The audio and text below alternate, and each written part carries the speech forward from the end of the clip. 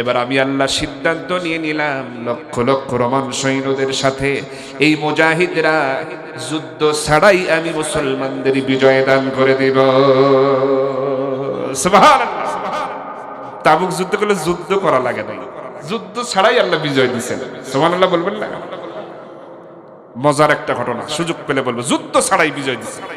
ওই যে আল্লাহ দেখছেন যে জানের কোরবানি আর মালের কোরবানি কেমন করে দেওয়ার জন্য প্রস্তুতি নেয়, দেখি আগে। যখন দেখেছে না সর্বোচ্চ অর্থের কোরবানি, আরে সব দিয়ে দিছে আবু বকর, কেউ সম্পদের অর্ধেকও দিয়ে দিছে, এতে তো পাশ করে গেছে। আর আবার জীবন দেওয়ার জন্য ময়দানে হাজিরও হয়ে গেছে। যা, মুজাহিদদেরকে আমি যুদ্ধ ছাড়াই বিজয় দিয়েছি। দিয়েছিলেন তাই, ওটা ভিন্ন ঘটনা, আমি বলবো না। তাহলে এই বর্তমান 24-এর এই আন্দোলনে যুবকেরা তারা যখন সিদ্ধান্ত নিয়ে ফেলল অন্যায় জুলুম এই জমিনে আর থাকতে পারবে না, দলমত নির্বিশেষে, কিসের চরমনাই, কিসের বিএনপি, কিসের জামাত, কিসের বাম, সবাই মিলে ঐক্যবদ্ধ হল, আর এই জুলুম সহ্য করা যাবে না। সবাই ঐক্যবদ্ধ হয়ে যখন সিদ্ধান্ত নিয়ে নেয়, আর যখন জমিনে ছাপিয়ে পড়ে জীবন দেওয়ার নিয়তে, জানের কোরবানি করার নিয়তে, আল্লাহ বললেন, যা কিছু জানের বিনিময়ে আমি তোদেরকে বিজয় দান করে দিতে চাই। বিনিময়ে কি হলো? স্বৈরাচারের পতন হলো, তারা পালাতে বাধ্য হলো। কথা বলুন ঠিক কিনা? দুষ্ট পোলা পান রে, পালায়া গেলাম তোদের কারণে। দুষ্ট পোলা পান রে, পালায়া গেলাম তোদের কারণে। প্রশাসনের হাত পা ধরি দিনের ভোট রাতে করি, প্রশাসনের হাত পা ধরি দিনের ভোট রাতে করি, তবু ক্ষমতার চেয়ার, তবু ক্ষমতার মসনদ রাখতে পারলাম না রে, পালায়া গেলাম তোদের কারণে।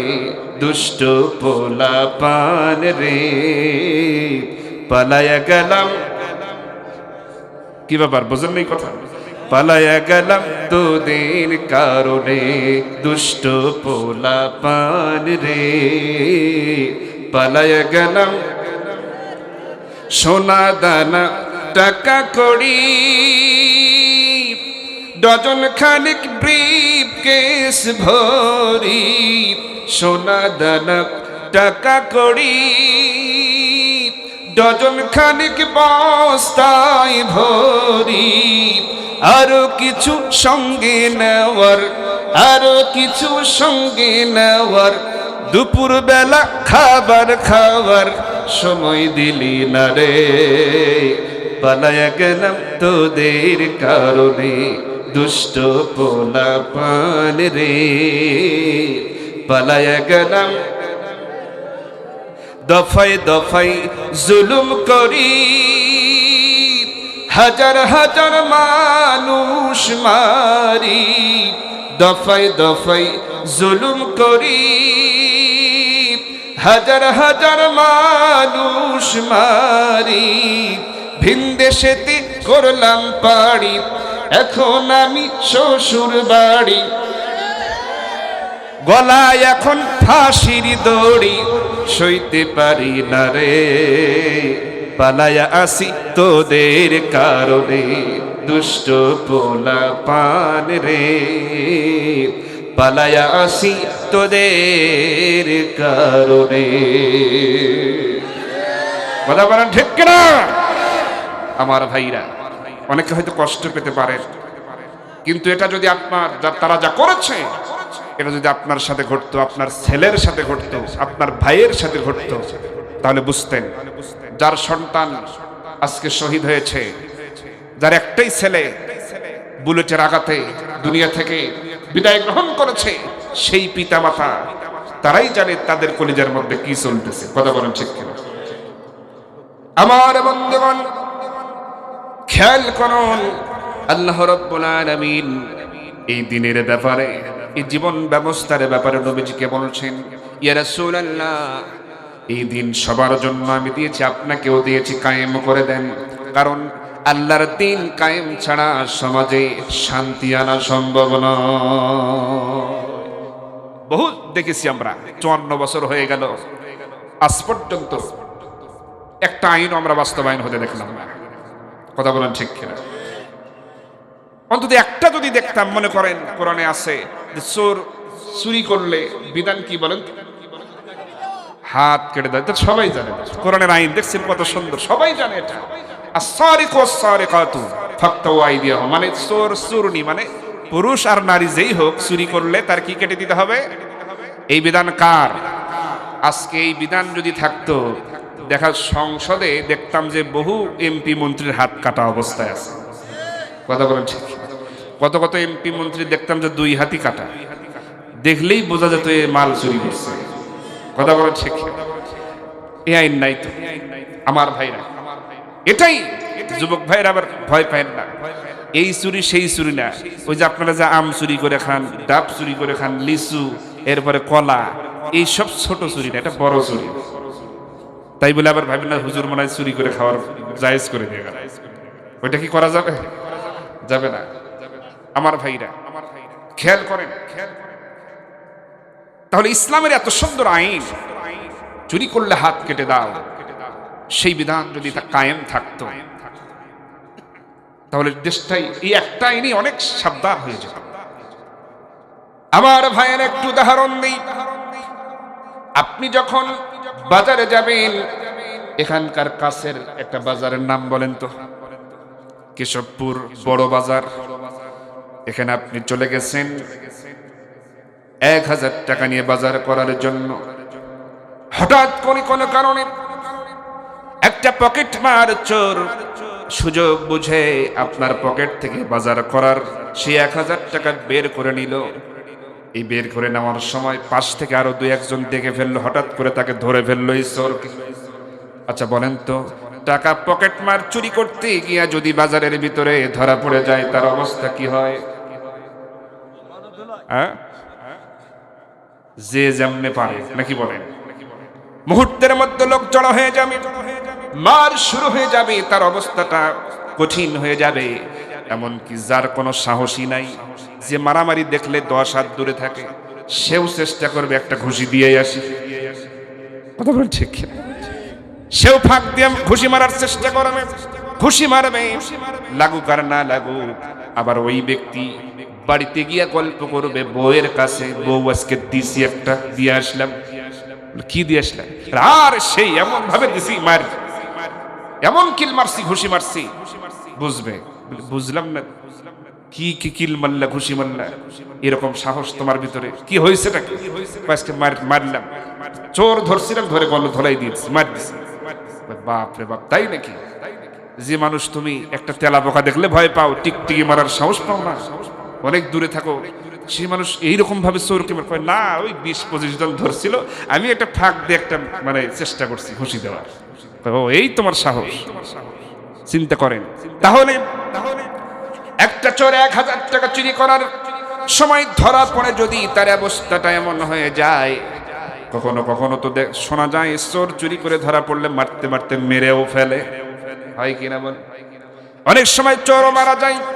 তাহলে সামান্য টাকা চুরি করে ধরা পড়ে যদি চোরের এমন অবস্থা হয়, যারা দেশের হাজার হাজার হাজার কোটি টাকা বিদেশে পাচার করে দেয়, তাদের ব্যাপারে বুঝি এমন করা দরকার না আমার বন্ধুগণ। তাহলে সেই বিচারটা হবে সুষ্ঠু বিচার কার? বিধানের মাধ্যমে। আমার ভাইয়েরা, এখানে স্বজন প্রীতি কখনো চলবে না, চলে না। আইন সবার জন্য সমান। কথা বলেন ঠিক কিনা? একটা ঘটনা শোনাই। আম্মা জান আয়েশা সিদ্দিকা রাদিয়াল্লাহু তাআলা আনহা থেকে লম্বা একটা হাদিস। মদিনার একটা গোত্র, বনু মাখজুম গোত্র, তার নাম। বনু মাখজুম গোত্রের সম্ভ্রান্ত এই গোত্রের একটা নারী, যার নাম হলো ফাতিমা। কি নাম বলেন? কি নাম বলেন? ফাতিমা। কার ফোন বাজে এখানে? দেখেন তো। না, আমারটা তো অফ করা আছে। এটা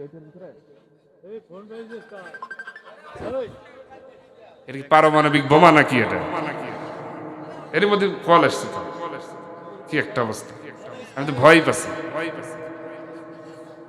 আসলে জিনিসটা কি? ও আচ্ছা, মাইক্রোফোন, তাও ভালো, বলা যায় না এখন। এই যে কল বাজতেছে। জি, সম্মানিত হাজিরিন, খেয়াল করুন, ফাতিমা নাম। তাহলে যুবক ভাইরা শোনেন, বিয়ে করার সময় একটু ভালো নাম টাম দেখেও চয়েস করবেন। এখন তো যুবকদের গার্লফ্রেন্ডের অভাব নেই, এক একটা যুবক 8-10টা গার্লফ্রেন্ড নিয়ে চলাফেরা করে, মানে মোবাইলে আর কি। এখন তো মোবাইলের যুগ, মানে একই মেসেজ 10 জনের কাছে মুহূর্তের মধ্যে দিয়ে দিচ্ছে, তুমি আমার, তোমাকে ছাড়া আমি বাঁচবো না। কথা বলেন ঠিক কিনা? এই যুবক ভাই এখানে কারা আছেন দেখি হাত তোলেন তো, হাত তোলেন। যারা যারা প্রেম করছেন তারা তারা হাত তোলেন।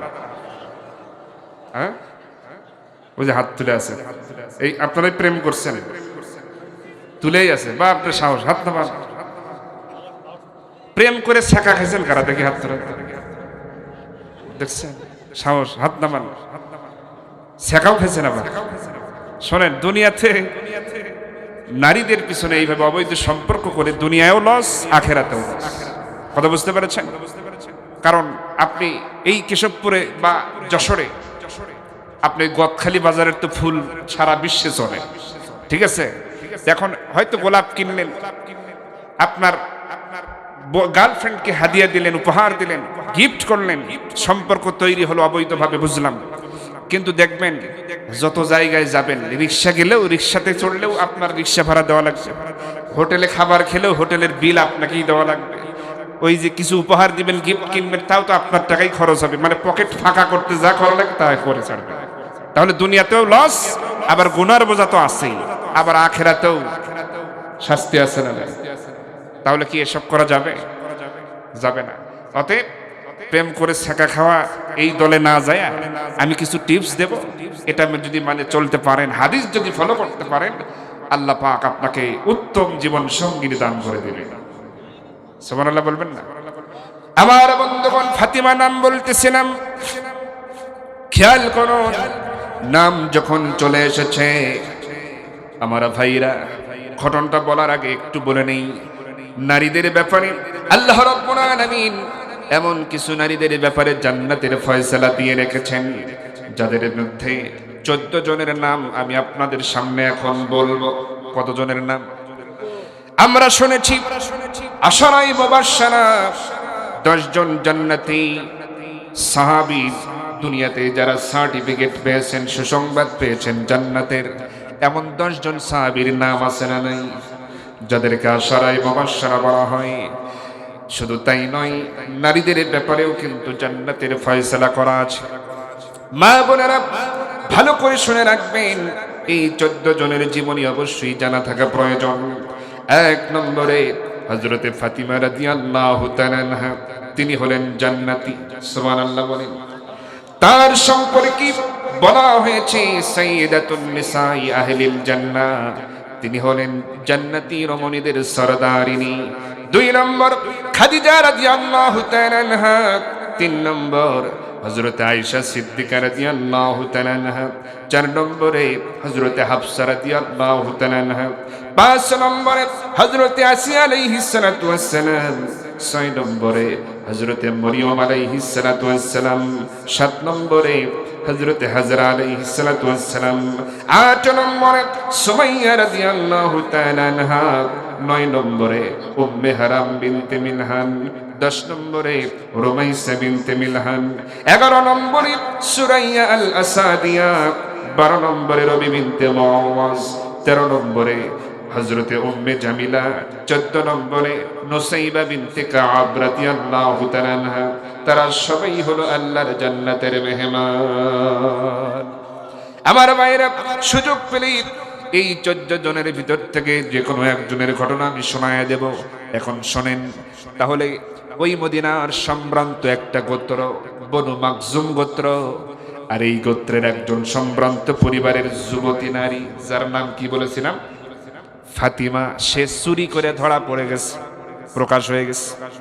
এখন বলেন চুরির শাস্তি আল্লাহর বিধান কি? তাহলে আল্লাহর বিধান অনুযায়ী এই ফাতেমার কি কাটা যাবে?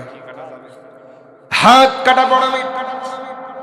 আইন তো সবারই জানা, মামলা চলে গেছে। ইসলামী রাষ্ট্র যখন চলতেছে, নবীজি রাষ্ট্রপ্রধান, মদিনার প্রেসিডেন্ট নবীজি, এবার বিচার বিভাগে এই বিচারটা যখন চলে গেছে যে ফাতিমা চুরি করে ধরা পড়েছে, বনু মাখজুম গোত্রের নেতাদের মাথা ঘুরে গেল। আহারি, তারা পেরেশান হয়ে যাচ্ছে, নারী পুরুষ সবাই অস্থির হয়ে যাচ্ছে। আহারে, না জানি এই বনু মাখজুম গোত্রের সম্মান তো চলে যাচ্ছে, আবার এই ফাতিমার হাত তো কাটা পড়ে যাবে, কারণ এটা হলো আল্লাহর আইন, আল্লাহর বিচার। আমার বন্ধুগণ, বনু মাখজুম গোত্রের কারো চোখে ঘুম নাই। বড় বড় নেতারা, বড় বড় সম্ভ্রান্ত ফ্যামিলির মহিলারা, তারাও টেনশনে পড়ে গেল। সবাই চিন্তা করতেছে, আহারে এবার বুঝি ফাতিমার হাত কাটা পড়বে, হাত কাটা পড়বে। আহারে, কেন এমন হলো? কিভাবে এই হাত কাটা বন্ধ করা যায়? কিভাবে এই হাত কাটা বন্ধ করা সম্ভব হবে? যে কোনো একটা উপায় বের করতে হবে। এবার সবাই মিলে পরামর্শ করতেছে, তাহলে কি করা যায়? বনু মাখজুম গোত্রের নারীরা আলাদাভাবে তারা পরামর্শ শুরু করে দেয় নিজেদের মধ্যে, আর নেতারা সবাই এক জায়গায় বসে পরামর্শ শুরু করে দিল যে কোনোভাবে এই ফাতিমার হাত কাটা বন্ধ করা লাগবে, কারণ এটা আল্লাহর আইন, আল্লাহর বিচার। হাত তো কাটা পড়বেই, কোনো উপায় হবে না। তবে যদি একটা কাজ করা যায়, কোনো উপায় যদি নবীজির কাছে একটা সুপারিশ নিয়ে যাওয়া যায়, কোনোভাবে যদি নবীজির কাছে একটা সুপারিশনামা যদি নিয়ে যাওয়া যায়, আর সেখানে বলা থাকবে এমন কথা, ইয়া রাসূলুল্লাহ, ফাতিমা চুরি করে ধরা পড়েছে। আমরা তো জানি আইন হলো আল্লাহর হাত কাটা পড়বে, কিন্তু একটা উপায় আপনি বের করে দেন, কারণ আপনি আল্লাহর নবী। আপনি চাইলে হয়তো কোনো উপায় বেরও হতে পারে। যদি এমনটা করেন, একটা উপায় বের করে দেন, প্রয়োজন আমরা এই হাত কাটা, এই হাতের বদলে অন্য কিছু দিয়ে আমরা শোধ করে দেব, মূল্য পরিশোধ করে দেব। এমন একটা উপায় যদি থাকে, ইয়া রাসূলুল্লাহ, মেহেরবানি করে বলবেন, তবুও যেন ফাতিমার হাত না কাটা হয়, হাতটা যেন তার থেকে যায়। এবার এই পরামর্শ তারা করলো, এরকম একটা সুপারিশ কারো মাধ্যমে নবীজির কাছে যদি পাঠানো যায়, তাহলে মনে হয় একটা উপায় বের হতে পারে। কিন্তু কেউ সাহস পায় না। নবীজির কাছে কে যাবে? কে এই সুপারিশনামা নিয়ে যাবে? কারো সাহস হলো না। কেউ আবার বলতেছে, আমরা গেলে কি হবে? আমাদের বলার এই কথার তো কোনো মূল্য থাকবে না। তবে একটা কাজ করা যায়, নবীজির কাছের যারা মানুষ, তাদের মধ্যে কাউকে একটা দায়িত্ব দিয়ে দেওয়া যায়, অনুরোধ করা যায়। কে হতে পারে?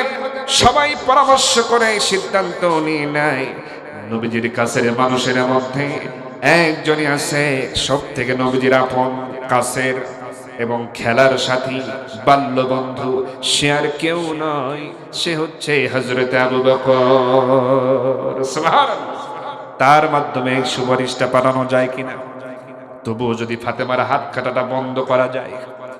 আমার ভাইয়েরা, খেয়াল করুন, হযরত আবু বকরের কথা উঠে এলো। সবাই সিদ্ধান্ত গ্রহণ করে নিল, তাহলে আবু বকরের কাছে চলো যাই। সবাই মিলে হযরত আবু বকরের বাড়িতে চলে যায়। সালাম দিয়ে বলতেছে, আবু বকর, আপনি হলেন নবীজির কাছের মানুষ, আপনি হলেন নবীজির বন্ধু, আপনি হলেন নবীজির খেলার সাথী, আপনি হলেন নবীজির শ্বশুর, সব দিক থেকে আপনি হলেন কাছের। আপনার কাছে এসেছি আমরা বনু মাখজুম গোত্রের পক্ষ থেকে, আমরা নেতারা এসেছি। মেহেরবানি করে একটা অনুরোধ আপনি রাখবেন। আমাদের পক্ষ থেকে একটা প্রস্তাব আপনার কাছে দিতে চাই, যেটি আপনি রাসূলের কাছে বলবেন, যেই সুপারিশটা নবীজির কাছে আপনি পৌঁছে দেবেন। হযরত আবু বকর রাদিয়াল্লাহু তাআলা আনহু বলেন, ও বনু মাখজুম গোত্রের নেতারা, কি বলতে চাও? কি সুপারিশ, কি তোমাদের প্রস্তাব? আমাকে আগে শোনাও, আমি শুনতে চাই।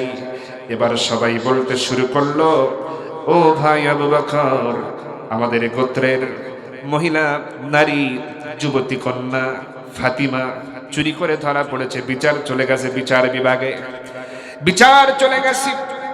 আমরা সবাই জানি আল্লাহর আইন হলো চুরি করে ধরা পড়লে হাতটার কাটা পড়ে যাবে। আমরা নিশ্চিত ফাতিমার হাতটা কাটাই পড়বে, কারণ এটাই তো বিচারের রায় হবে। সুতরাং আমরা চাইছিলাম আপনি যদি মেহেরবানি করে নবীজির কাছে একটু সুপারিশ নিয়ে যেতেন, বনু মাখজুম গোত্রের পক্ষ হয়ে যদি একটু সুপারিশ নিয়ে যেতেন, যেই মহিলার যেন এই কন্যার যেন এটা পরিশোধ করে দেব, অথবা আল্লাহর নবী ইচ্ছে করলে অন্য কোনো উপায়ও তিনি বের করে দিতে পারেন। এজন্য আপনি কাছের মানুষ, আপনি যদি সুপারিশটা নিয়ে যেতেন আমাদের জন্য ভালো হতো। এই প্রস্তাব শুনে হযরত আবু বকর রাদিয়াল্লাহু তাআলা আনহু চুপ হয়ে গেলেন, কিছুক্ষণ নীরবতা পালন করলেন, দুশ্চিন্তাগ্রস্ত হয়ে গেলেন। হঠাৎ করে তিনি এবার বললেন, বনু মাখজুম গোত্রের নেতারা, আপনারা হলেন সম্মানিত মানুষ, আপনারা এসেছেন, আমি কি বলে আপনাদের বিদায় দেব? তবে জেনে রাখেন, আমি নবীজির খেলার সাথী হতে পারি, আমি নবীজির বন্ধু হতে পারি, নবীজির শ্বশুর হতে পারি, নবীজির খুব কাছের হতে পারি, কিন্তু জেনে রেখে দিয়েন, আমি আল্লাহর বিধানের এমন পরিপন্থী কোন সুপারিশ নিয়ে আমি আবু বকরের পক্ষে নবীজির সামনে যাওয়া সম্ভব হবে না। আল্লাহু আকবার।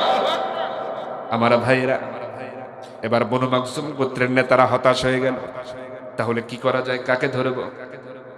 কেউ বলতে তাহলে দেখি ওমরকে ধরা হোক, ওর তো সাহস বেশি আছে। এবার সবাই হযরত ওমরের কাছে চলে গেল।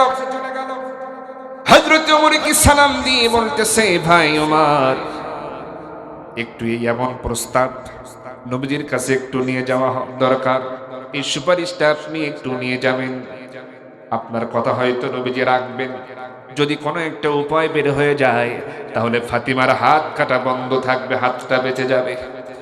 হযরত ওমর ফারুক রাদিয়াল্লাহু তাআলা আনহু তাদের এমন প্রস্তাব, এমন সুপারিশ করার কথা শুনি তিনি বলতেছেন, ও বনু মাখজুম গোত্রের নেতারা, আমি খাত্তাবের ছেলে ওমর, এই যে দেখতেছ আমার হাতে তরবারি, এই বলে খাপ থেকে তরবারি বের করলেন আর বললেন, খাত্তাবের ছেলে ওমরের হাতে যে তরবারি দেখতেছ, পৃথিবীর যে কোনো শক্তিশালী যোদ্ধাকে আমি খাত্তাবের ছেলে ওমরের সামনে তোমরা দেবে, আমি তার সাথেই লড়াই করতে পারবো, মোকাবেলা করতে পারবো, কোনো পরিমাণ বিন্দু পরিমাণ ভয় কাজ করবে না।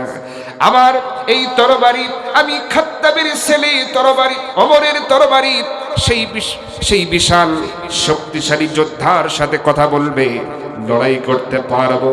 কিন্তু তোমরা যেই সুপারিশ নিতে বলছো, নবীজির কাছে নিয়ে যেতে বলছো, আমি ওমর, আমার পক্ষে কখনো আল্লাহর বিধানের পরিপন্থী এমন সুপারিশ নিয়ে যাওয়া, নবীজির কাছে নিয়ে যাওয়া আমার দ্বারা কখনো সম্ভব হবে না। কারণ হলো, আমি ওমর শক্তিশালী হতে পারি, আমি ওমর সাহসী হতে পারি, কিন্তু আল্লাহর আইনের কাছে আমি ওমর এতিমের মতো। আমার ভাইরা, এখন তারা দুর্দিশেহারা হয়ে গেল, তাহলে কি করা যায়, কাকে ধরা যায়? কোনো উপায় বের হচ্ছে না। তারা মনে মনে ভাবতেছে, মনে হয় এই যুবতী নারী ফাতেমার হাত মনে হয় কাটাই পড়বে, আর তার হাতটা মনে হয় বাঁচানো সম্ভব হবে না। এবার নারীদের মধ্যেও তো কম চেষ্টা চলতেছে না, তারাও তো পেরেশান হয়ে গেছে, কারণ কাজটা তো করেছে একজন নারী। কথা বল ঠিক কিনা আমার বন্ধুগণ? এবার মহিলারা, ওই বনু মাখজুম গোত্রের সবচাইতে বড় বড় ধনাঢ্য পরিবারের যে সমস্ত মহিলা, তারা এক জায়গায় হলো। বেশ কিছু মহিলারা একত্রিত হলো, সিদ্ধান্ত নিল, পরামর্শ করলো, সিদ্ধান্ত নিল, চলো আমরা হযরতে আয়েশার কাছে আমরা যে আম্মা জান আয়েশার সাথে একটু দেখা করি, তাকে গিয়ে আমরা অনুরোধ করে বলবো যদি একটা রাস্তা বের হয়ে যায়। এবার এই বনু মাখজুম গোত্রের নারীরা, সম্ভ্রান্ত পরিবারের এই নারীরা, মহিলারা সবাই চলে গেল নবীজির বাড়িতে। নবীজি তো দিনের কাজে বাইরে আছেন। বাড়িতে গিয়ে আম্মা জান আয়েশাকে সালাম দিলেন, সালাম দিয়ে আম্মা জান আয়েশাকে ডাকলেন। আম্মা জান আয়েশা সালামের জবাব দিয়ে বাইরে বের হলেন। আম্মা জান আয়েশা দেখলেন তাদের বেশভূষা, পোশাক আশাক সব দেখে বুঝতে পারলেন এটা সাধারণ কোনো পরিবারের মহিলারা না, সম্ভ্রান্ত কোনো পরিবার থেকে এসেছে। প্রত্যেকটা মহিলাই ধনাঢ্য পরিবার, সম্ভ্রান্ত পরিবার, মান মর্যাদাশীল পরিবার থেকেই এসেছে। আম্মা জান আয়েশা দেখেই বুঝতে পারলেন। এবার এই মহিলারা এসে আম্মা জান আয়েশাকে বলতেছেন, আম্মা জান, আমরা এসেছি বনু মাখজুম গোত্র থেকে, আমরা সবাই তার পরিচয়গুলো দিয়ে দিচ্ছে একে একে। এটা অমুক পরিবারের, এটা অমুক পরিবারের, অমুক এই গোত্রের অমুক পরিবারের সম্ভ্রান্ত ফ্যামিলির, এইভাবে করে পরিচয়টা তারা দিয়ে দেয়। আর বলতেছে, আম্মা জান, আমরা এসেছি একটা প্রয়োজন নিয়ে, একটা আশা নিয়ে এসেছি, মেহেরবানি করে যদি একটু উপকার করতেন আমাদের জন্য খুবই ভালো হতো। আম্মা জান আয়েশা সিদ্দিকা রাদিয়াল্লাহু তাআলা আনহা তাদেরকে ঘরে বসতে দিলেন। বসতে দিয়ে তাদের কথা শোনার জন্য তিনি বসে বললেন, ও মহিলারা, আপনারা সম্মানিত গোত্র থেকে এসেছেন, সম্ভ্রান্ত পরিবার থেকে এসেছেন, দেখেই বোঝা যায় আমি কি খেদমত করতে পারি একটু বলেন আমাকে। এবার মহিলারা বলতেছি, আম্মা জান, আমরা এসেছি একটা বিপদে পড়ে, আমাদের গোত্রের বনু মাখজুম গোত্রের আমাদের এক কন্যা, আমাদের এক যুবতী নারী ফাতিমা, যার নাম, সে চুরি করে ধরা পড়েছে, বিচার চলে গেছে বিচার বিভাগে, আদালতে। আর সবাই জানি চুরি করলে হাত কেটে দেওয়া হয়, এটা হলো আল্লাহর বিধান। আমরা এসেছি আম্মা জান, মেহেরবানি করে আপনি যদি একটা সুপারিশ নবীজির কাছে যদি একটু মেহেরবানি করে বলতেন, নবীজি যখন আসবেন রাতের বেলায়, যখন ঘুমাতে যাবেন, নবীজির কানের কাছে মেহেরবানি করে একটু শোনায়া দিতেন, এই সুপারিশটা যদি একটু করতেন যে বনু মাখজুম গোত্রের ওই কন্যা ফাতিমার যেন হাতটা না কাটা হয়, আর যে কোনো কিছুর বিনিময়ে যেন তার হাতটা বেঁচে থাকে, প্রয়োজন অন্য কিছু দিয়ে পরিশোধ করা হবে, মূল্য আমরা দিয়ে দেব, মূল্য তারা দিয়ে দেবে। এই কথা বলে যদি নবীজিকে একটু বুঝাতেন তাহলে ভালো হতো, আমাদের জন্য অনেক উপকার হতো। এই কথা শুনে আম্মা জান আয়েশা সিদ্দিকা রাদিয়াল্লাহু তাআলা আনহা চুপসে গেলেন, তিনি থমকে গেলেন, তিনি হতবাক হয়ে গেলেন, তিনি একেবারে তার চেহারা মলিন হয়ে গেল। আহারে, এমন একটা প্রস্তাব নিয়ে এসেছে আমি আয়েশার কাছে, আমি তাদের কি বলে আমি বিদায় দেব, কি বলে আমি তাদেরকে বিদায় করব? তিনি চিন্তায় পড়ে গেলেন, মনে মনে ভাবতেছেন, আহারে, এত বড় সম্ভ্রান্ত পরিবারের মহিলারা এসেছে আমার কাছে, আমি এখন তাদের কি জবাব দেব, কি বলে বিদায় করব তাদের? ওইরকম ভাবে অনেকক্ষণ চুপচাপ থাকতেছেন, কোনো কথা নাই। এবার মহিলাদের ভিতর থেকে বলা হচ্ছে, আম্মা জান আয়েশা, কি হলো, একটা কিছু বলুন, কি কারণে চুপ করে আছেন? মেহেরবানি করে আমাদেরকে একটু সহযোগিতা করুন। আম্মা জান আয়েশা এবার মুখ খুললেন, বলতেছেন, ও মহিলারা, ও বনু মাখজুম গোত্রের মহিলারা, তোমরা জেনে রাখো, আমি নবীজির স্ত্রী হতে পারি, আমি নবীজির স্ত্রী হতে পারি, কিন্তু আল্লাহর বিধানের পরিপন্থী এমন কথা নবীজির কাছে বলা আমার দ্বারা কখনো সম্ভব হবে না। আল্লাহু আকবার। এখন সবাই হতবাক হয়ে গেল, হতাশা তাদের মধ্যে কাজ করছে।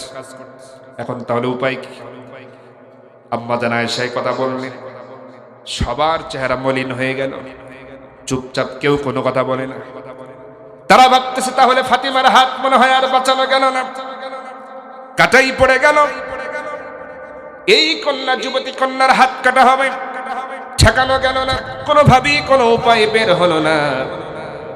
এবার কিছুক্ষণ পরে আম্মা জান আয়েশা বলতেছেন, ও মহিলারা, আমি তো বলতে পারবো না, তবে আমি তোমাদের একটা পরামর্শ দিতে পারি। সুবহানাল্লাহ বলতেছে, আমি তোমাদের একটা পরামর্শ দিতে পারি। এই কথা শুনে মহিলারা তো একটা আশ্চর্য হয়ে গেছে, একটা আশার সঞ্চার তাদের ভিতরে চলে আসে। তারা বলতেছে, আম্মা জান, কি পরামর্শ আছে, তাড়াতাড়ি বলুন। আম্মা জান আয়েশা বলতেছেন, আমি বলতে পারবো না, তবে আমি এটা বলে দিতে পারি, নবীজির কাছে এই সুপারিশ যে নিয়ে যেতে পারবে একজনই আছে এমন, আমি তার নাম তোমাদেরকে বলে দিতে পারি। একজনই আছে এই সুপারিশ নিয়ে নবীজির কাছে দিতে পারবে, বলতে পারবে, এই কথা আমি তোমাদের বলতে পারি। আমার ভাইরা, আপনারা কি শুনবেন তার কথা? সম্মানিত হাজিরিন, আলোচনা করতে করতে কখন যে 11:30 বেজে গেছে, আমার তো মনে হয় শেষ করে দেওয়া দরকার, তাই না? বলবার কিছুক্ষণ, যুবক ভাইরা আছেন তো সবাই? অনেকে ঘুমাচ্ছে, লিল্লাহে তাকবীর। না ওই যে চাচা ওই যে এইভাবে আছে এখনো সোজা হয় নাই, এটা গুতা মারে না, এখন সোজা হয়েছে। লিল্লাহি তাকবীর। এখনো মুখ খোলে নাই, একটু মুখ খোলেন, একটু ক্ষুধা লাগুক, একটু ক্ষুধাটা ভালো করে লাগুক, আপনাদের খাবার দেব তো। লিল্লাহি তাকবীর। মুসলমানদের হাতিয়ার তো এটাই, আল্লাহর নামের তাকবীর দেওয়া। কথা বলেন ঠিক কিনা? সব জায়গাতেই আল্লাহর নামের তাকবীর, মানে আল্লাহু আকবার মানে কে বড় বলেন? আল্লাহ নিজেই নবীজিকে বলছেন যে আপনিও তাকবীর দেন। ইয়া আইয়ুহাল মুদাথথির কুম ফাআনযির রাব্বাকা ফাকাব্বির। নবীজিকে বলা হচ্ছে হে রাসূল আপনি আল্লাহর নামের শ্রেষ্ঠত্ব বড়ত্ব ঘোষণা করো। এটি হচ্ছে আমাদের একমাত্র স্লোগান, একমাত্র প্রাণ। এটি ঈমানকে মজবুত করে। সাহাবায়ে কেরাম অস্ত্র শস্ত্র কিছু তেমন ছিল না, তারা আল্লাহর নামের স্লোগানেই এইটাকে হাতিয়ার হিসেবে ময়দানে ব্যবহার করেছেন। আল্লাহ পাক বিজয় দান করে দিয়েছেন। কোন কোন যুদ্ধের ময়দানে যখন সাহাবায়ে কেরাম তাকবীরের হুঙ্কার দিয়েছেন, কাফেরদের হাত থেকে তরবারিগুলো ঝনঝন করে পড়ে গেছে। তাহলে এই তাকবীরের আওয়াজের পাওয়ার আছে না? এজন্য ঘুমটা ছাড়াতে চাচ্ছিলাম। লিল্লাহি তাকবীর, লিল্লাহি তাকবীর। যদি তোমাদের হিংসার আগুনে জ্বলে পুড়ে হই ছাই, যদি তোমাদের আক্রোশ ঝড়ে চুরমার হয়ে যায়, যদি তোমাদের পথের কাটা মনে করো আমাদের, ষড়যন্ত্রের জাল বনে নাও প্রস্তুতি যুদ্ধে, যদি আমাদের ফাঁদে আটকাতে খোঁজো নানান উপায়, যদি আমাদের ফাঁদে আটকাতে খোঁজো নানান উপায়, সোজা পথে হেরে বাঁকা পথে নাও চাতুরীর আশ্রয়, যদি পৃথিবীর প্রতিটি কণাই গড়ে তোলো কারাগার, যদি আমাদের সব রসদের বন্ধ কর দ্বার, যদি বুলেটের আঘাতে বসতি কেঁপে ওঠে থর থর, তবু স্লোগানে একটাই ধ্বনি তুলব বারবার, নারায়ে তাকবীর, আল্লাহু আকবার, নারায়ে তাকবীর। হয় নাই, নারায়ে তাকবীর, নারায়ে তাকবীর, আল্লাহু আকবার, নারায়ে তাকবীর। গুম হয়ে গেছে ভাই তবু পথ চেয়ে থাকি বসে, শহীদ আবরার হয়ে সে যদি ফিরে আসে, পিতা মাতা হারিয়ে অবুঝ শিশুকে দেখায়, বিচার করো গো প্রভু আমি নালিশ দিয়ে যাই, নরপিতা সীমারের দল জানো নাই খবর, আমরা তো সেই উত্তর সুরি বেলাল সুমায়ার, মুমিনের কাছে ঈমানের চেয়ে দামি নেই কিছু আর, শত আঘাতেও তাকবীর ধ্বনি তুলব বারবার, নারায়ে তাকবীর, আল্লাহু আকবার, নারায়ে তাকবীর, আল্লাহু আকবার, নারায়ে তাকবীর, আল্লাহু আকবার, নারায়ে তাকবীর। মেরেছ অনেক সয়েছি ব্যথা, ঝরেছে রক্ত কত, তবু জিহাদের ডাক আসে যদি না শুকাতেই ক্ষত, ঘরে বসে কেউ রইব না কঠুনক অজুহাতে, যাব রাজপথে জীবন বিলাতে আলী হামজার মতো। কথা বলা ঠিক কিনা? মেরেছ অনেক সয়েছি ব্যথা, ঝরেছে রক্ত কত, তবু জিহাদের ডাক আসে যদি না শুকাতেই ক্ষত, ঘরে বসে কেউ রইব না কঠুনক অজুহাতে, যাব রাজপথে জীবন বিলাতে আলী হামজার মতো। মুসলমানের প্রতিটি ঘরে জেগে আছে তিতুমির, প্রয়োজনে ফেরে পাশের কেল্লা গড়বে নবীন বীর, মুসলমানের প্রতিটি ঘরে জেগে আছে তিতুমির, প্রয়োজনে ফেরে পাশের কেল্লা গড়বে নবীন বীর, ভুলে যাব দলকে কোন মতের একজনই রাহবার, একটাই সেই স্লোগান হবে আল্লাহু আকবার, নারায়ে তাকবীর, আল্লাহু আকবার, নারায়ে তাকবীর, নারায়ে তাকবীর, আল্লাহু আকবার, নারায়ে তাকবীর, নারায়ে তাকবীর। নারায়ে তাকবীর। আল কোরআনের আলো, আল হাদিসের আলো, কোরআন হাদিস যেখানে, আলেম ওলামা যেখানে, আমার নেতা তোমার নেতা, আমার নেতা তোমার নেতা। লিল্লাহ তাকবীর। আল্লাহ কবুল করেন বলছে আমিন। আমার ভাইরা, আমি কি তাহলে আলোচনা শেষ করে দিব? আমার বন্ধুগণ খেয়াল করুন, আম্মা জান আয়েশা বলছেন, ও সম্ভ্রান্ত পরিবারের ফ্যামিলির মহিলারা, আমি এমন একজনের নাম বলবো, সেই কেবল নবীজিকে এমন প্রস্তাব দিতে পারে। নারীরা বলতেছেন, আম্মা জান আয়েশা, কে হতে পারে সেই মানুষ? মেহেরবানি করে তার নামটা বলুন। আম্মা জান আয়েশা বলছেন, ও মহিলারা শুনে রাখো, সে আর কেউ নয়, তার নাম হলো ওসামা বিন যায়েদ। সুবহানাল্লাহ বলেন। যুবক মানুষ, কি নাম বললাম? ওসামা বিন যায়েদ, যুবক মানুষ। আহারে, তিনি হচ্ছেন সম্পর্কে নবীজির নাতি। কি হচ্ছে? নবীজির একজন পালক পুত্র ছিল, যার নাম হলো যায়েদ বিন হারেসা। জানেন কিনা সবাই? যিনি মুতার যুদ্ধে প্রথম সেনাপতি ছিলেন। কোন যুদ্ধে? মুতার যুদ্ধে 3 জন সেনাপতির নাম নবীজি ঘোষণা করেছিলেন। জানেন নাকি সবাই? নাকি ভুলে গেছেন? 3 জন সেনাপতির নাম ঘোষণা করেছিলেন মুতার যুদ্ধের জন্য। এর প্রথম নাম্বার সেনাপতি হলো হযরতে যায়েদ বিন হারেসা। বলবো নাকি ওই 2-1টা কথা? বলবো। তাহলে তার একটু ঘটনাটা বলে নেই। যুবক ওসামা বিন যায়েদের যিনি পিতা ছিলেন যায়েদ বিন হারেসা, তার সন্তানই হলো এই ওসামা। যায়েদ বিন হারেসা নবীজির হলো পালক পুত্র, যাকে নবীজি মুতার যুদ্ধের জন্য প্রথম নাম্বার সেনাপতি ঘোষণা করেছিলেন। আমার বন্ধুগণ, ইতিহাসের সাক্ষী হয়ে আছে যুবক ভাইরা, যারা ইসলামের ইতিহাস জানেন না, এই ইউটিউব, এই ফেসবুক, গুগলের যুগে মেহেরবানি করে একটু কষ্ট করে একটু শুধু সার্চ দিবেন যে মুতার যুদ্ধের ইতিহাস জানতে চাই, সব তথ্য পেয়ে যাবেন। মুসলমানদের সাহাবীদের ভিতর থেকে আমার নবীজি বাছাই করে নিয়েছিলেন মাত্র 3000 সৈন্য। কতজন? মাত্র 3000। লড়াই করতে হবে রোমানদের সাথে। রোমানেরা হলো 1 নয় 2 নয় 2 লক্ষ রোমান সৈন্য। চিন্তা করেন, কোথায় 2 লক্ষ আর কোথায় 3000? এটা কি হিসাবে মেলানো যায় নাকি? কখনো মেলানো সম্ভব হবে না। কিভাবে এটা সম্ভব যুদ্ধ করা? আমার নবীজি এই যুদ্ধের ময়দানে তিনি নিজে যান নাই। এই জন্য নবীজি 3000 সাহাবীকে সামনে হাজির করে বললেন, মুতার প্রান্তরে চলে যাও। কারণ হলো আমার রাষ্ট্রদূত হারেস ইবনে উমাইরকে তারা হত্যা করেছে।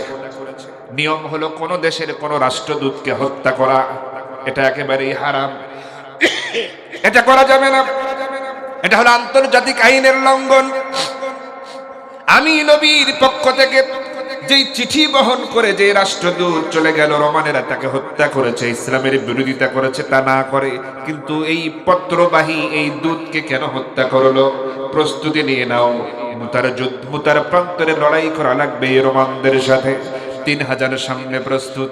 আমার নবীজি বললেন, শোনো সাহাবীরা, এই জিহাদের ময়দানে তোমরা সেনাপতি হিসেবে প্রথম যাকে অনুসরণ করবে, প্রথম যাকে আমি দায়িত্ব দিতে চাই, সে আর কেউ নয়, সে হচ্ছে আমার পালক পুত্র যায়েদ। সুবহানাল্লাহ। যায়েদ, তুমি এই 3000-এর মধ্যে সাহাবীদের মধ্যে যায়েদ আছে নাকি দেখো তো সবাই। হযরতে যায়েদ বিন হারেসা লাফ দিয়ে দাঁড়ালেন, বললেন, ইয়া রাসূলুল্লাহ লাব্বাইক, আমি উপস্থিত আছি, শুনতেও পেরেছি আপনি আমাকে সেনাপতি হিসেবে নাম ঘোষণা করেছেন। এবার নবীজি বললেন, শুনে রাখো সাহাবীরা, যায়েদ যদি এই যুদ্ধের ময়দানে শহীদ হয়ে যায়, তাহলে 2 নম্বরে সেনাপতির দায়িত্ব যে পালন করবে সে হচ্ছে আমার চাচাতো ভাই জাফর বিন আবু তালেব। আল্লাহু আকবার। আমার ভাইয়েরা, এমন কথা নবীজি যখন বলছেন, সাহাবীরা একে তো যুদ্ধের ভিতরে ইমানি যশ, আবার তারা আশ্চর্য হচ্ছেন। নবীজি তো ইতিপূর্বে একের পরে এক তো সেনাপতির নাম ঘোষণা করেন নাই, সেনাপতি তো একজনই হয়। নবীজি একে একে নাম বলা শুরু করতেছেন, তার কারণ কি? নবীজি বলতেছেন, সাহাবীরা শুনে রাখো, এই জিহাদের ময়দানে আমার পালক পুত্র যায়েদ যদি শহীদ হয়ে যায়, দ্বিতীয় নম্বরে সেনাপতির দায়িত্ব পালন করবে, ঝান্ডা ধরবে আমার চাচাতো ভাই জাফর বিন আবু তালেব। সেও যদি শহীদ হয়ে যায়, এরপরে তৃতীয় নম্বরে সেনাপতির দায়িত্ব পালন করবে আমার সাহাবী আব্দুল্লাহ ইবনে রাওয়াহা। আল্লাহু আকবার। এরপরে নবীজির বলা এখনো শেষ হয় নাই। সবাই চিন্তা করতেছেন আল্লাহর নবী এটা কেমন বলতেছেন। একে একে কয়েকজনের নাম সেনাপতি ঘোষণা করলেন, আরো মনে হয় বলবেন। নবীজি বলতেছেন, সাহাবীরা রে, এই তিনজন যদি শহীদ হয়ে যায়, তাহলে তোমরা যারা দায়িত্বে থাকবে তোমাদের মধ্যে পরামর্শ করে আরেকজন সেনাপতি তোমরা যুদ্ধের ময়দানে বানায়া নিও। আল্লাহু আকবার। আমার বন্ধুগণ, সাহাবায়ে কেরামদের কারো বুঝতে বাকি রইল না।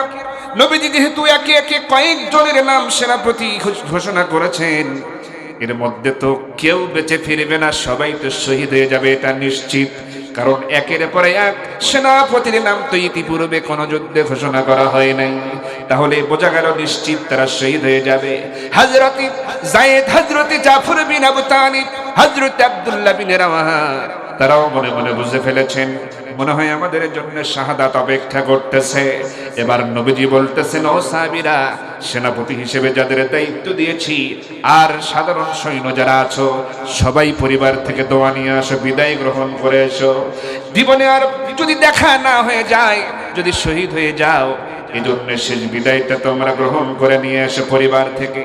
এমন কথা শুনে হযরতে যায়েদ বিন হারেসা তিনি বললেন, ইয়া রাসূলুল্লাহ, আপনি তো আমার পিতা, আপনি আমার নাম ঘোষণা করেছেন, আপনার কাছ থেকে আর কি অনুমতি নেব? আর যেখানে বসে নাম ঘোষণা করছেন, পাশেই তো আম্মা জান আয়েশার ঘর। ঘরের মধ্য থেকে আম্মা জান আয়েশা অবশ্যই সমস্ত কথা শুনে ফেলেছেন। আমি আম্মা জান আয়েশার কাছে অনুমতি চাচ্ছি, অবশ্যই তিনি অনুমতি দিবেন। ইয়া রাসূলুল্লাহ, এই মুহূর্তে আমি মুতার যুদ্ধের সেনাপতি হিসেবে নিযুক্ত হয়ে নিজেকে ধন্য মনে করলাম, প্রস্তুত হয়ে গেলাম, শাহাদাতের পেয়ালা পান করার জন্য রেডি হয়ে আছি। এবার হযরত জাফর বিন আবু তালিব তিনি বলতেছেন, ইয়া রাসূলুল্লাহ, ইয়া হাবিবাল্লাহ, আমিও এখান থেকে রওনা দিতাম, কিন্তু আমার ছোট ছোট বাচ্চারা আছে, আমার স্ত্রী আছে, অন্তত তার কাছ থেকে একটু ক্ষমা চেয়ে আসা দরকার। এই বলে তিনি রওনা করলেন বাড়ির দিকে। হযরত আব্দুল্লাহ বিন রাওয়াহা তিনি তো ওই দিন বিবাহ করেছেন, নবীজি ডাক দিয়েছেন বিয়ে বাড়িতে, তার ওই বিয়ে সম্পন্ন হয়েছে, আত্মীয় স্বজন এখনো চলে যায় নাই। এই অবস্থায় তিনি নবীজির ডাক শুনে এই মজমায়, এই মজলিসে তিনি হাজিরা দিয়েছেন। এবার তিনিও বলছেন, ইয়া রাসূলুল্লাহ, সবে মাত্র বিয়ে হলো, আত্মীয় স্বজন এখনো বাড়িতে ভরপুর, আমি একটু অন্তত স্ত্রীর সাথে এখনো পর্যন্ত দেখাই হয় নাই, একটু অন্তত কথাটা বলে আসি, মেহেরবানি করে একটু অনুমতি দেন। নবীজি বললেন, চলে যাও, সবাই যে যারা মতো অনুমতি নিয়ে আসো। হযরত যায়েদ বিন হারেসা অনুমতি হয়ে গেল সেখানে। হযরত জাফর বিন আবু তালিব তিনি চলে গেলেন বাড়িতে গিয়ে এবার দরজায় নক করলেন। নক করে বলতেছেন, গো স্ত্রী, দরজাটা খোলো। স্ত্রী ভিতরে কোরআন তেলাওয়াত করতেছিলেন, দরজাটা খুলে দিলেন। স্বামীর কণ্ঠের আওয়াজ শুনে দরজা খুলে দেওয়া হলো। হযরত জাফর বিন আবু তালিব বলতেছেন, ওগো স্ত্রী, মেহেরবানি করে একটু সময়ের জন্য কোরআন তেলাওয়াতটা বন্ধ করা যাবে নাকি? এবার তার স্ত্রী বুঝতে পেরেছেন অবশ্যই গুরুত্বপূর্ণ কথা হবে, তাছাড়া কোরআন তেলাওয়াত করা বন্ধ করার কথা তো বলার কথা নয়, অবশ্যই গুরুত্বপূর্ণ কথা হবে। এই জন্য তিনি বললেন, প্রাণের স্বামী, অবশ্যই আমি পরে তেলাওয়াত করে নেব। কোরআনটা বন্ধ করলেন, বললেন, প্রাণের স্বামী কি বলবেন বলেন। এবার হযরত জাফর বিন আবু তালিব আস্তে করে স্ত্রীর হাতটা ধরলেন, আস্তে করে ওই বিছানার উপরে গিয়ে বসলেন, কাছে টেনে নিয়ে বসালেন, চেহারার দিকে তাকালেন, আর কাদো কাদো চেহারা, চোখটা তার কেমন যেন ছলছল করতেছে। স্ত্রীর চোখের দিকে তাকিয়ে বলতেছেন, স্ত্রী রে, ওগো স্ত্রী, বেশ কয়েক বছর যুগের পর যুগ ধরে তোমার সাথে সংসার করলাম। আহারে স্ত্রী, শুনে রাখো, ওগো স্ত্রী, কতগুলো বছর হলো তোমার সাথে সংসার করেছি, সংসারে জীবনে চলতে গিয়ে ভুল ভ্রান্তি হয়ে গেছে। আমি তোমার সঙ্গে কটু কথা বলেছি, খারাপ আচরণও করেছি, হয়তো অনেক বিষয়ে তোমার চাহিদা পূরণ করতে পারি নাই, হকও আদায় করতে পারি নাই। যাহাদের কাজে, দিনের কাজে অনেক সময় বাইরে থাকতে হয়েছে, তোমার অনেক হক আমি আদায় করতে পারি না। স্ত্রী, শুনে রাখো, আজকে আমি তোমার কাছে শেষ বিদায় গ্রহণের জন্য এসেছি। আমাকে বিদায় দিয়ে দাও, আমি যাব যুদ্ধের ময়দানে। কারণ নবীজি আমাকে জিহাদের ময়দানের জন্য সেনাপতি হিসেবে নির্বাচিত করেছেন। স্ত্রী বলেন, প্রাণের স্বামী সেনাপতির দায়িত্ব পেয়েছেন, এটা তো ভালো কথা, কিন্তু যুদ্ধের ময়দানে সেনাপতির দায়িত্ব পেলেই কি শেষ বিদায় গ্রহণ করা লাগবে নাকি? আপনি যাবেন, যুদ্ধ করবেন, বিজয়ী বেশে আবার ফিরে আসবেন, তাহলে তো আর কোনো অসুবিধা থাকবে না। এই কথা শুনে হযরতে জাফর বিন আবি তালেব বলতেছে, ওগো স্ত্রী, এমন দিবা স্বপ্ন দেখে লাভ নাই। ওগো স্ত্রী, তুমি জানো না এই জিহাদের ময়দানে আমি হলাম দ্বিতীয় নাম্বার সেনাপতি। আমার পূর্বে নবীজি আরেকজনকে সেনাপতির দায়িত্ব দিয়েছেন, সেটা হলো আমার পরে আরেকজন সেনাপতি আছে, সে হলো আব্দুল্লাহ বিন রাওয়াহা। সুতরাং এমন করে দিবা স্বপ্ন দেখে কোনো লাভ নাই। আমি বুঝে গেছি, সবাই বুঝে গেছে, এই জিহাদের ময়দানে আমি শহীদ হয়ে যাব, এক বিন্দু পরিমাণ কোনো উনিশ বিশ হবে না। আমার আগে একজন, পরেও একজন, আমি মাঝখানে কোনোভাবেই গাজী হওয়ার কোনো চান্স নাই, শহীদ হয়ে যাব নিশ্চিত। সুতরাং তুমি এমন করে কথা বলো না। এবার ওই মুহূর্তে এবার তার স্ত্রী আল্লাহর কাছে দোয়া করতে চায়, আল্লাহ, আমার স্বামী জাফরকে তুমি গাজী বানায় আমার কাছে আবার ফিরাইয়া দিও। এই কথা শুনে হযরতে জাফর বিন আবু তালেব বলতেছে, ওই স্ত্রী, খামোখা এমন উল্টা দোয়া করে কি লাভ? এই দোয়া তো কবুল হবে না, কারণ আমি আমার নাকের মধ্যে জান্নাতের সুঘ্রাণ পেতেছি। আবার ভাইয়েরা, এমন অবস্থায় হযরতে জাফর বিন আবি তালেব এমন কথা বললেন, স্ত্রী সন্তানদেরকে এভাবে কথা বলে বিদায় নিলেন, সন্তানদের চুমো খেলেন, আদর করলেন, শেষ বিদায়। আর কখনো দেখা হবে না। ঘর থেকে